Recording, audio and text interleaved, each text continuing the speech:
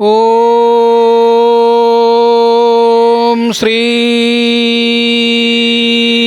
கணேசாய நமஹ. ஓம் ஸ்ரீ சரஸ்வத்யை நமஹ.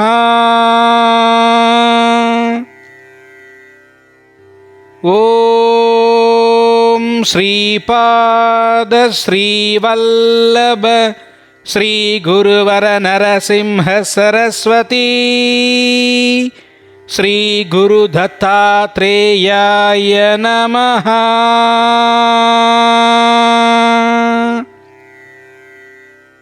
ஓம் தத்தாத்ரேயாய வித்மஹே அத்ரி புத்ராய தீமஹி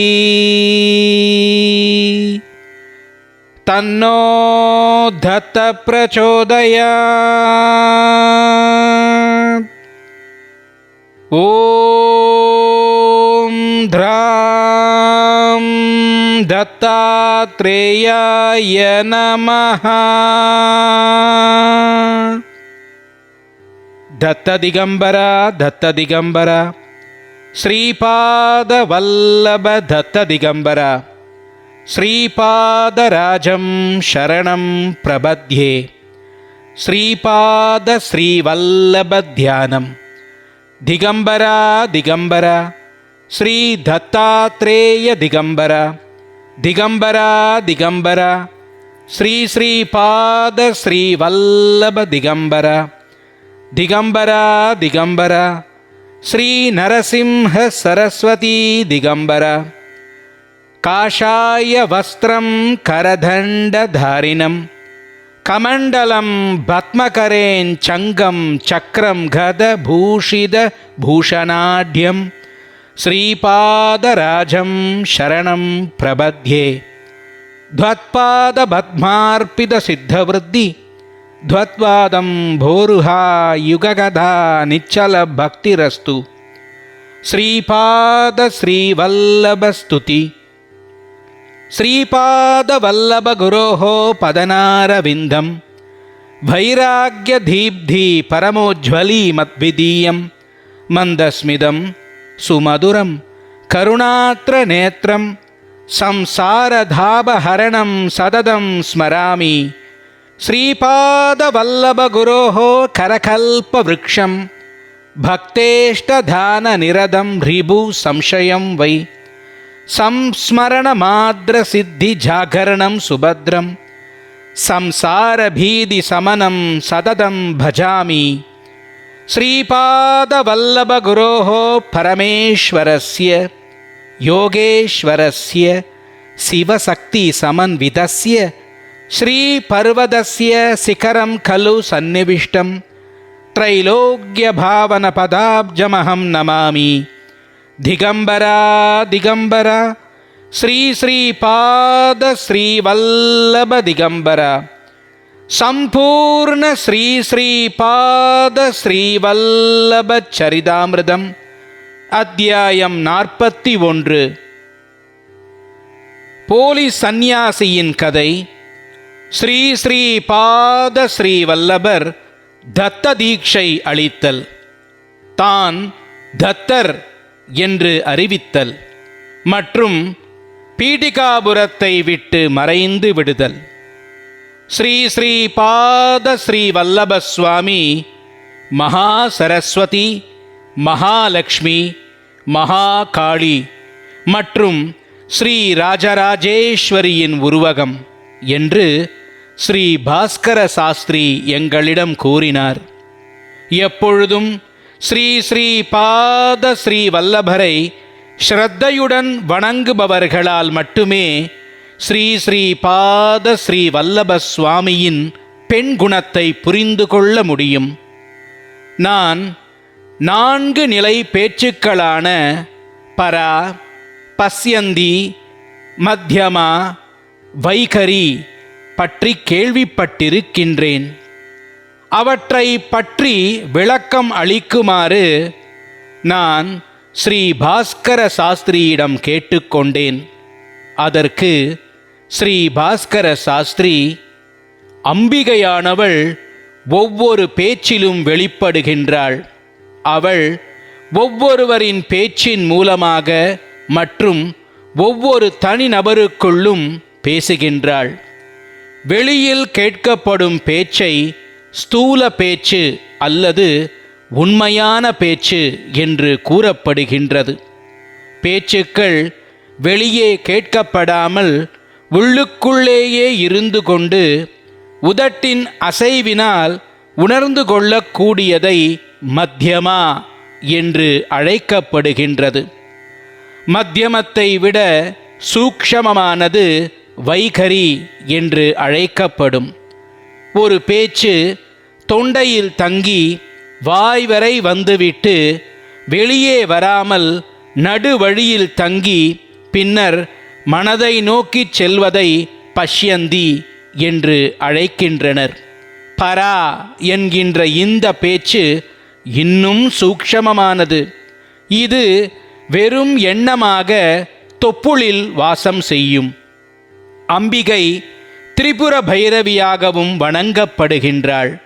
அவள் முக்குணங்கள், அதாவது சத்வ, ரஜஸ் மற்றும் தாமச குணங்கள், 3 உலகங்கள், மும்மூர்த்திகள் மற்றும் 3 இருப்பு நிலைகளின் கட்டுப்படுத்தும் தெய்வமாக, அதிபதியாக விளங்குகின்றாள். திரிபுடியை திரிபுரமாக ஆக்கி உலகங்களையும் அவள் ஆள்கின்றாள். பக்தியுடன் முழுமையாக சரணடைந்து அவளிடம் அடைக்கலம் அடைந்தாள் அவள் நமக்கு இந்த உலகம் அல்லது பிற உலகங்களில் இருந்து ஏற்படும் எதிர்ப்புகள் அனைத்தும் எந்தவித தீங்கையும் ஏற்படுத்தாது பார்த்து கொள்ளுகின்றாள். எதிர்மறை சக்திகள் இந்த ஸ்தூல உலகத்துக்கு மட்டும் வரையறுக்கப்பட்டது அல்ல. நம் உயிர் சக்திகளின் நிலைகளைப் போல மனரீதியான ஆழ்மன நிலைகளான உடல் சார்ந்த நிலை மற்றும் ஆன்மீகம் சார்ந்த நிலை என்ற இருப்பு நிலைகள் இருக்கின்றது. அதன்படி பல்வேறு உலகங்களும் இருக்கின்றன. அதற்கு தேவையான வளர்ச்சிகள் நாம் பெற்றால் இந்த ஸ்தூல உலகத்தில் வாழ்வது போலவே அந்த உலகங்களிலும் வாழலாம். ஒரு மனிதன் முன்னேற வேண்டும் என்று விரும்பினால் அவனுக்கு பக்தியும் திடமான நம்பிக்கையும் வேண்டும். பக்தி என்றால் எல்லாவற்றையும் முழு நம்பிக்கையுடன் ஏற்றுக்கொள்வது. அனுபவத்தின் மூலம்தான் நம்பிக்கை பெற முடியும். பின்னர் நாம் அந்த நம்பிக்கையை ஆதாரமாக கொண்டு வாழ வேண்டும். தேவையான நேரங்களில் நமக்கு கண்டிப்பாக உதவி கிடைக்கும் என்ற நம்பிக்கையுடன் இருக்க வேண்டும். அப்படிப்பட்ட நம்பிக்கையுடன் கூடிய பாதுகாப்பு உணர்வு நம்மிடம் இருக்கும் பொழுது அது தன்னம்பிக்கையாக ஆகின்றது. சக்தி இல்லாத ஞானத்தினால் செயலற்ற நிலை உண்டாகும். ஞானம் இல்லாத சக்தி கண்மூடித்தனமாக்கி அழிவை உண்டாக்கும். ஆகவே நாம் இயற்கையின் பந்தங்களில் இருந்து நம் ஞானத்தின் மூலம்தான் விடுதலை பெற முடியும். சக்தியின், அதாவது அண்ட வெளியின் ஆதிசக்தி அருளினால்தான் பூர்ணத்துவம் அடைய முடியும். சக்தி ஞானத்திடமிருந்து அனுமதி பெற வேண்டும். சாங்கிய யோக பாதையில் சைதன்யம் ஆத்மஸ்வரூபம் புருஷர் ஆண் என்றும் பிரகிருதி இயற்கை பெண் என்றும் அழைக்கப்படும். கீழ்நிலைகளில் இவை இரண்டிற்கும் மோதல்கள் இருக்கும். சைதன்யம் செயல்கள் புரியாது, இயற்கைக்கு ஞானம் கிடையாது. இவை இரண்டும் ஒன்று இணைந்தால்தான் படைப்புகள் நடக்கும். இவை இரண்டுக்கும் ஊனம் இருக்கின்றது. சைதன்யத்தை நோக்கினால் அது ஒரு நொண்டி, இயற்கை ஒரு குருடு. இந்த உலகத்தில் குருட்டுத்தன்மையும் நொண்டித்தன்மையும் இருக்கின்றது என்பதனை நிரூபிக்கவே ஸ்ரீ ஸ்ரீ பாத ஸ்ரீ வல்லபரின் குடும்பத்தில் நொண்டித்தன்மையுடன் ஒரு சகோதரனும் குருட்டுத்தன்மையுடன் ஒரு சகோதரனும் பிறந்தனர். சைதன்யம் நொண்டி என்பதையும் இயற்கை குருடு என்பதையும் இந்த பிறப்புகள் எடுத்து காட்டுகின்றது. மேல்நிலைகளில் சைதன்யமும் பிரகிருதியும் ஈஸ்வரன் மற்றும் ஈஸ்வரி என்று அழைக்கப்படும். மேல்நிலைகளில் இவ்விரண்டுக்கும் மோதல்கள் இருக்காது. சரியான நேரம் வந்தபொழுது ஸ்ரீ ஸ்ரீ பாத ஸ்ரீ வல்லப சுவாமி தன் சகோதரர்களுடைய நொண்டித்தன்மை மற்றும் குருட்டுத்தன்மையை முழுவதுமாக சரியாக்கினார்.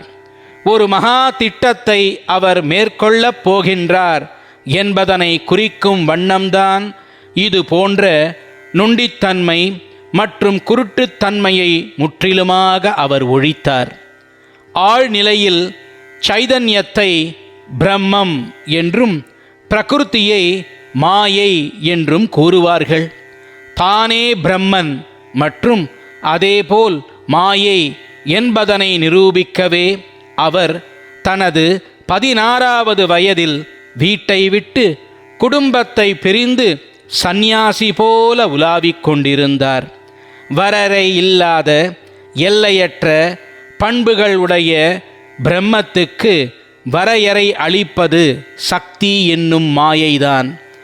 எல்லையற்ற குணமுடைய பிரம்மமாக இருப்பினும் மாயையின் வரையறைக்கு கட்டுப்பட்டு வேலை செய்வதை குறிக்கும் வகையில் அவரின் பிறப்பானது பீடிகாபுரத்தில் நிகழ்ந்தது. 16 வயதிற்கு பின்னர் அவர் எல்லையற்ற குணமுடைய பிரம்மமாக மாயையின் கட்டுப்பாட்டில் இருக்கப் போவதில்லை என்பதனை அவர் முன்பே தெளிவாக்கிவிட்டார். அவர் பக்தர்களை முன்னேற்ற அவதரித்த உயர்ந்த அடிப்படை தத்துவம். கீழ்நிலைகளில் பிரகிருதி மிகவும் சக்தி வாய்ந்ததாக இருக்கும்.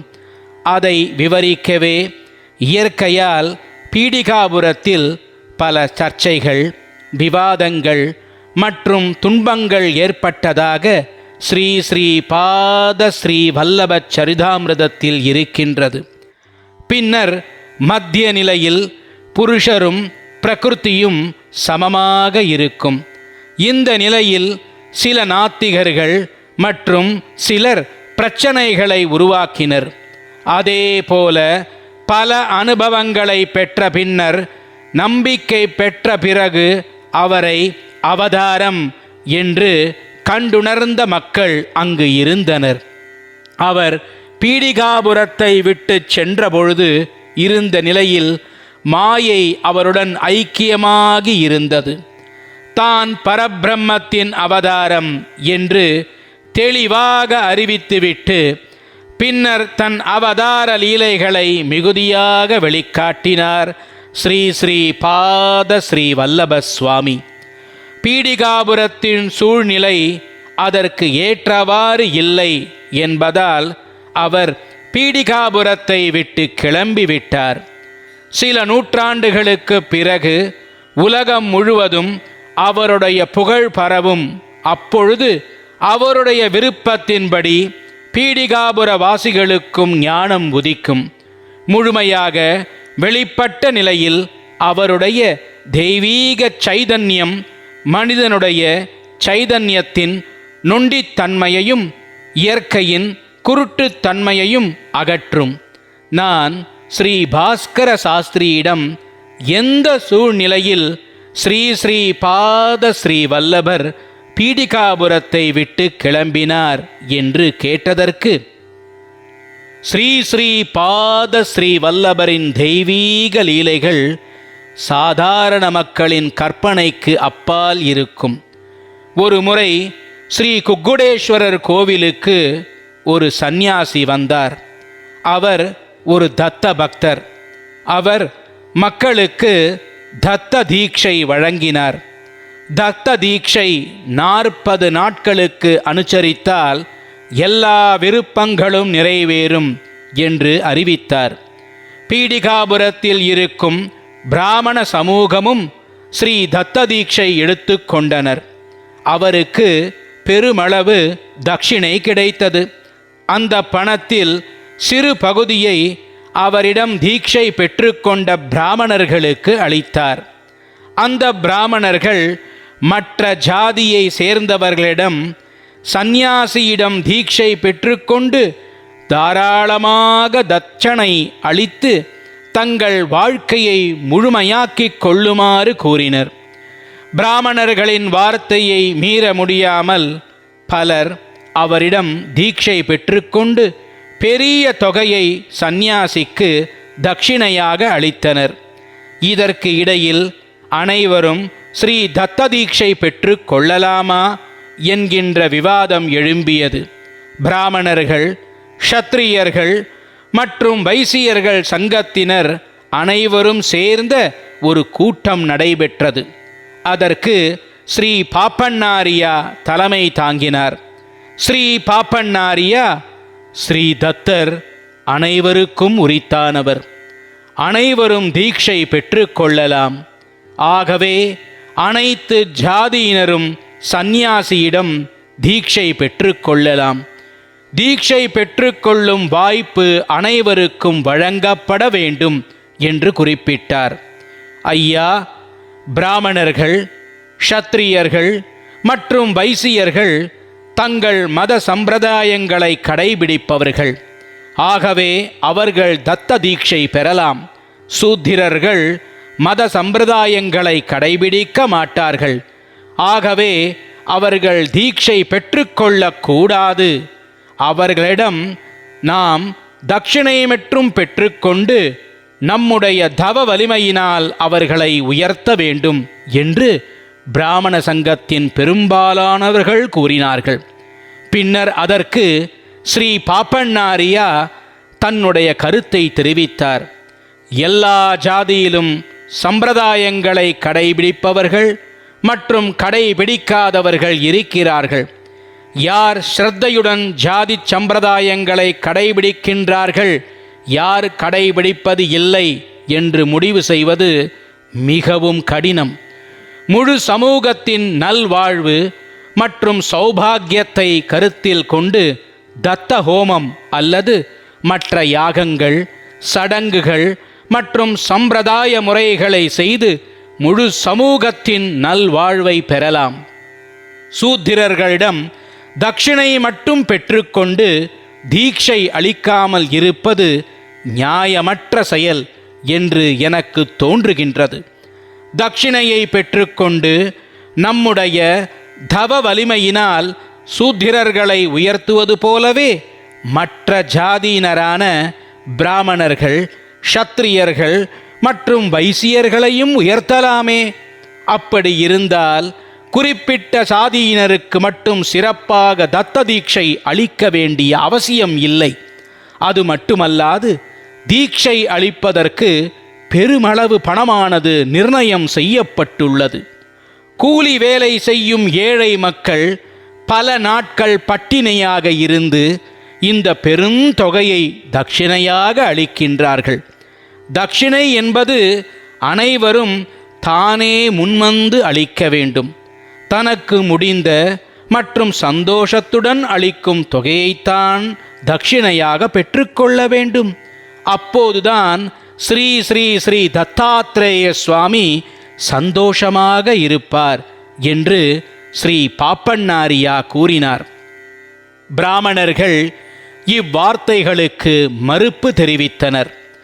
நாம் பிராமணர்களாக இருப்பினும் நம் கிராமத்திற்கு சிறந்த பரமஹம்ச பரிவ்ராஜகர், அதாவது அலைந்து கொண்டிருக்கும் சந்நியாசி வந்தபொழுது அவரை பூரண கும்பத்துடன் வேத மந்திரங்கள் முழங்க வரவேற்கவில்லை. அது மட்டுமல்லாமல் மக்களின் நல்வாழ்வுக்காக அவர் ஸ்ரீ தத்த மண்டல தீட்சை அளிக்கும் பொழுது பிராமண சங்கத்தைச் சேர்ந்தவர்கள் வித்தியாசமான மனப்பான்மையை வெளிக்காட்டுகின்றனர். இது மிகவும் வெட்கக்கேடு என்று பிராமணர்கள் கூறினர். பின்னர் அதற்கு ஸ்ரீ பாப்பண்ணாரியா, வந்திருப்பவர் உண்மையிலேயே பரமஹம்ச பரிவ்ராஜகர் என்றால் அவரை வரவேற்க சில சம்பிரதாயங்கள் இருக்கிறது. அவர் வருவதற்கு சில நாட்களுக்கு முன்னர் தன்னுடைய பிரதான சீடர்கள் மூலம் இங்கிருக்கும் பிராமண சங்கத்திற்கு தெரியப்படுத்த வேண்டும். பின்னர் பிராமண சங்கம் அவர்களுடைய முழு விவரங்களையும் கணக்கில் கொண்டு பிரதான சீடர்களுடன் சாஸ்திரங்கள் பற்றிய விவாதம் மேற்கொள்வர். இதன் மூலம் பிரதான சீடர்களின் சாஸ்திர திறன் என்ன என்று தெரிந்து கொள்ளப்படும். பின்னர் சங்கத்தினர் அவர்கள் தகுதியான பரமஹம்ச பரிவ்ராஜகரின் சீடர்கள்தானா என்று முடிவு செய்வார்கள். பின்னர் பரமஹம்ச பரிவ்ராஜகர் வரும்பொழுது பூரண கும்பத்துடன் வேத மந்திரங்கள் முழங்க வரவேற்பு அளிக்கப்படும். பிறகு அவருடன் சாஸ்திரங்கள் பற்றிய விவாதங்கள் நடத்தப்படும். அவர் பரிந்துரைக்கும் யக்ஞங்கள், யாகங்கள், தீட்சை அல்லது பிரசங்கங்களுக்கு ஏற்பாடு செய்யப்படும். இவை ஏதும் இல்லாமல் பரமஹம்ச பரிவ்ராஜகர் ஸ்ரீ குக்குடேஸ்வரர் கோவிலுக்கு வந்துவிட்டார். உடனேயே ஸ்ரீ தத்த தீட்சை பற்றி உங்களிடம் பிரஸ்தாபிக்க தொடங்கிவிட்டார். இது நம்முடைய விதிமுறைகளுக்கு உட்பட்டு நடைபெற்றதா என்ன என்று ஸ்ரீ பாப்பண்ணாரியா கேள்வி எழுப்பினார். அதற்கு பிராமணர்கள், இது விதிமுறைகள் மீறப்பட்டதை பற்றி விவாதம் செய்யும் நேரம் அல்ல. நீங்களும் உங்கள் மருமகன் ஸ்ரீ அப்பலராஜ சர்மாவும் தீட்சை பெற்றுக்கொண்டு தட்சிணை அளிப்பீர்களா என்று கேட்டனர்.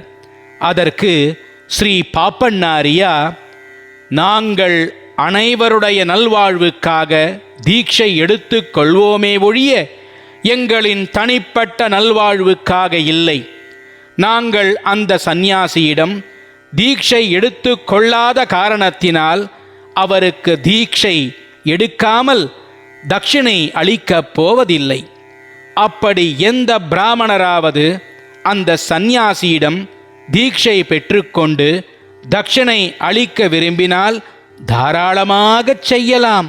பிராமண சங்கம் பொதுவான பிரச்சனைகள் மற்றும் நல்வாழ்வுக்காகத்தான் முடிவுகளை எடுக்குமே ஒழிய தனிப்பட்ட தீட்சை பிரச்சனைக்குள் தலையிடாது என்று ஸ்ரீ பாப்பண்ணாரியா திட்டவட்டமாக கூறினார். ஸ்ரீ சிரேஷ்டியும் ஸ்ரீ வர்மாவும் சந்நியாசியிடம் தீட்சை பெற மறுத்துவிட்டனர்.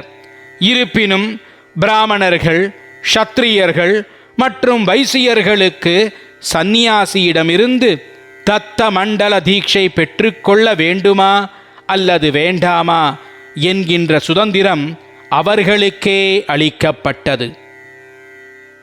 ஸ்ரீ ஸ்ரீ பாத ஸ்ரீ வல்லப சுவாமி தத்த தீட்சை அளித்தல். ஸ்ரீ ஸ்ரீ பாத ஸ்ரீ வல்லபர் மீது பக்தியும் அக்கறையும் கொண்ட சில விவசாயிகள் இருந்தனர். அவர்களில் வெங்கையா ஒரு முக்கியமானவர். ஸ்ரீ ஸ்ரீ பாத ஸ்ரீ வல்லபர் வெங்கையாவின் வீட்டிற்கு சென்றார்.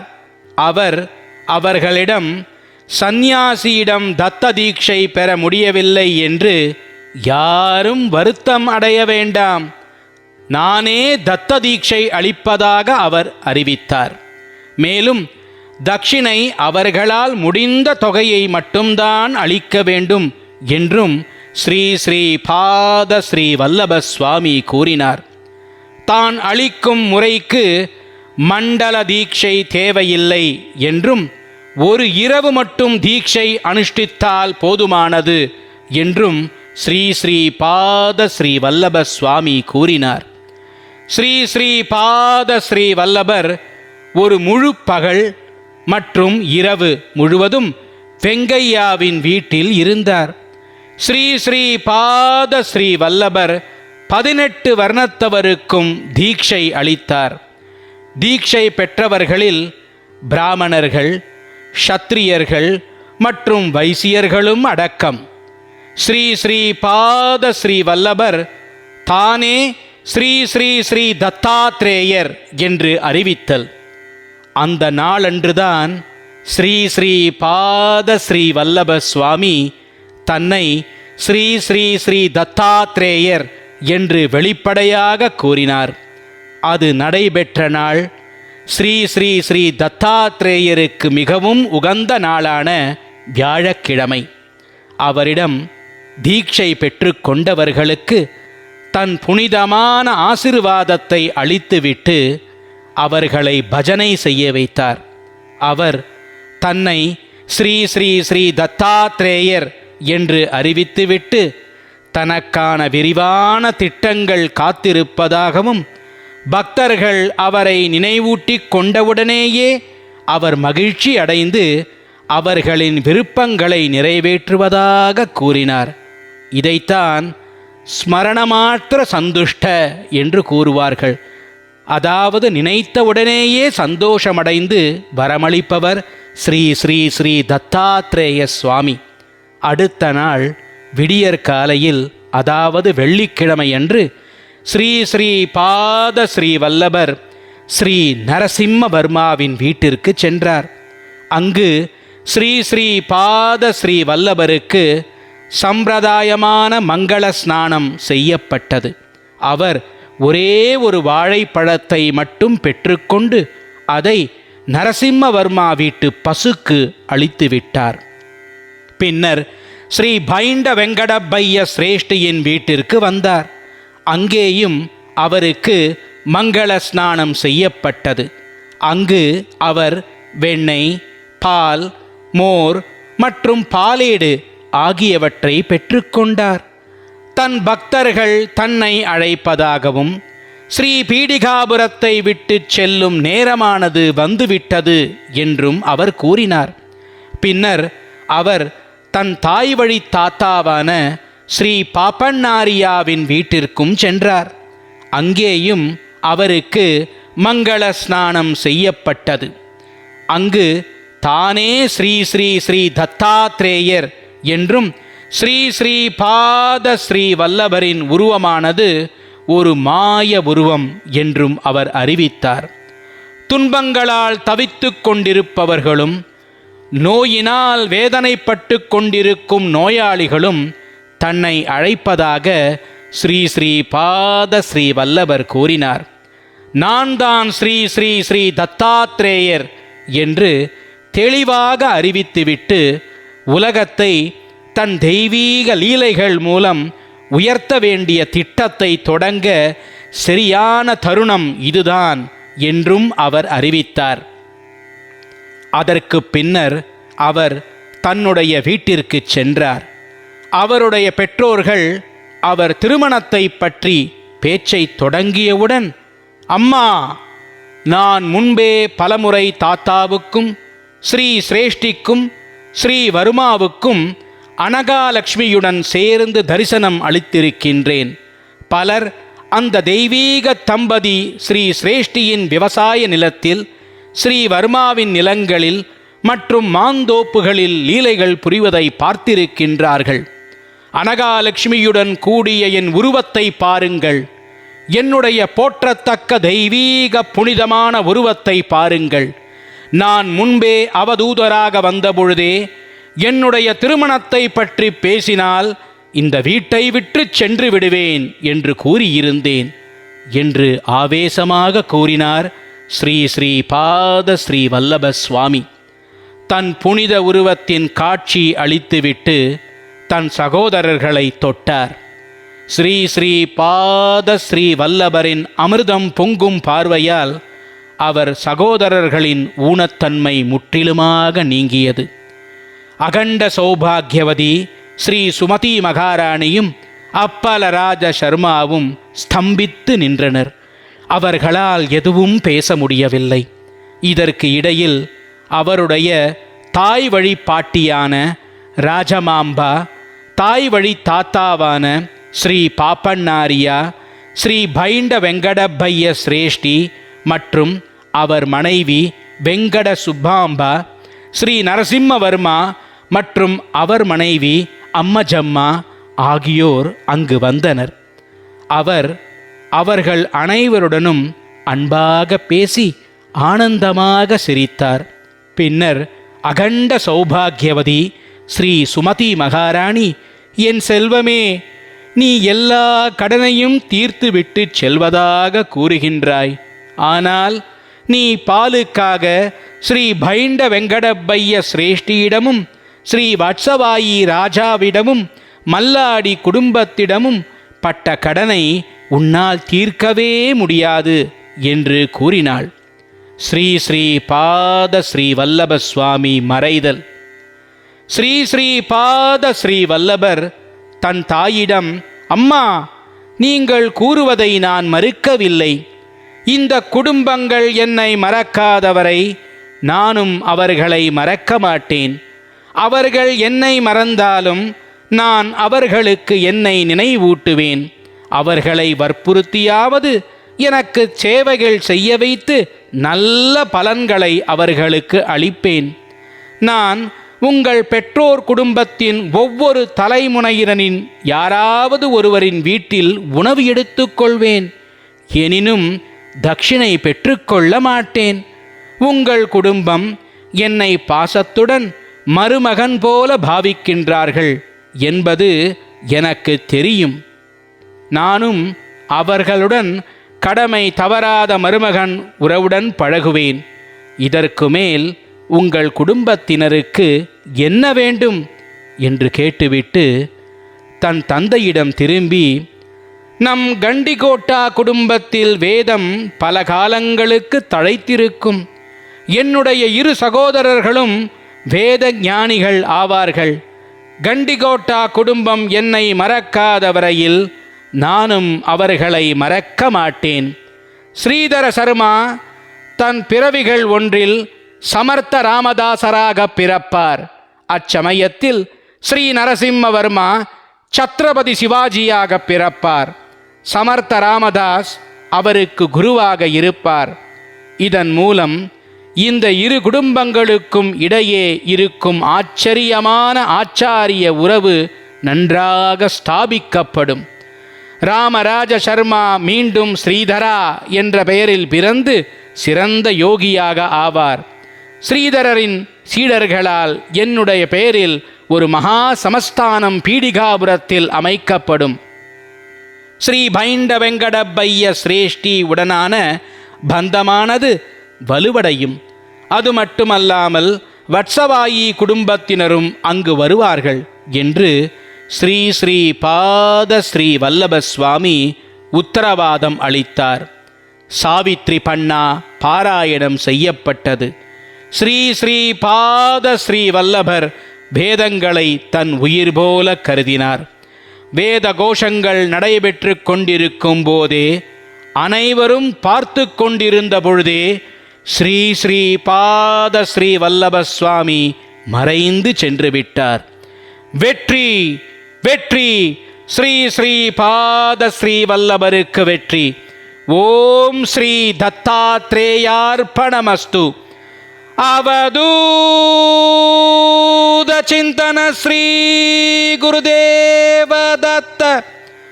ஓம் பரபிரம்ம பரமாத்மனே நமः. சர்வகௌதகானி தர்சய தர்சய தத்தாத்ரேய நமः. ஓம் ஓம் பட் ஸ்வாஹா. ஸ்ரீகரஞ்ச பவித்ரஞ்ச சர்வலோக நிவாரண. லோகே வசீகர பும்சாம் பத்வம் த்ரைலோக்ய பாவனம் சுபம். திகம்பரா திகம்பரா ஸ்ரீ ஸ்ரீ பாத ஸ்ரீ வல்லப திகம்பரா. திகம்பரா திகம்பரா ஸ்ரீ தத்தாத்ரேய திகம்பரா. திகம்பரா திகம்பரா ஸ்ரீ நரசிம்ஹ சரஸ்வதி திகம்பரா. சம்பூர்ண ஸ்ரீ ஸ்ரீ பாத ஸ்ரீ வல்லப சரிதாமிருதம் அத்தியாயம் 41 முற்றிற்று. பிற அத்தியாயங்கள் தொடரும்.